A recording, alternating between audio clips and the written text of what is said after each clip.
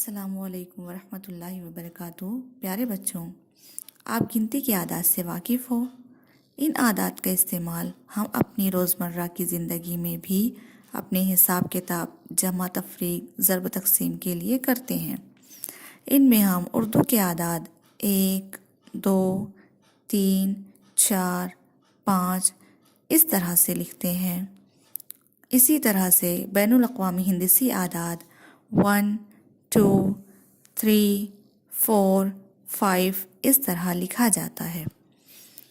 آج کے دور میں ان اعداد کا استعمال ہم اپنے جمع تفریق، ضرب تقسیم، حساب کتاب کے لیے کرتے ہیں، لیکن برسوں پہلے جب دنیا کے بہت سارے علاقوں میں رومن حکومت کرتے تھے، جو کہ اس وقت کی ایک ترقی یافتہ قوم سمجھی جاتی تھی، وہ لوگ اپنے حساب کتاب کے لیے کچھ مختلف علامات کا استعمال کرتے تھے۔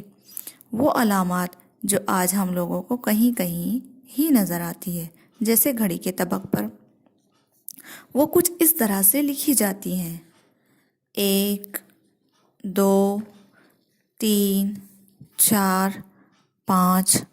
ان علامات کا استعمال برسوں پہلے رومن اپنے حساب کتاب، جمع تفریق وغیرہ کے لیے کرتے تھے۔ ان علامتوں کو رومن عددی علامتیں کہا جاتا ہے۔ پیارے بچوں، آج ہم جماعت پنجم کے مضمون ریاضی کا پہلا سبق رومن عددی علامتیں پڑھیں گے۔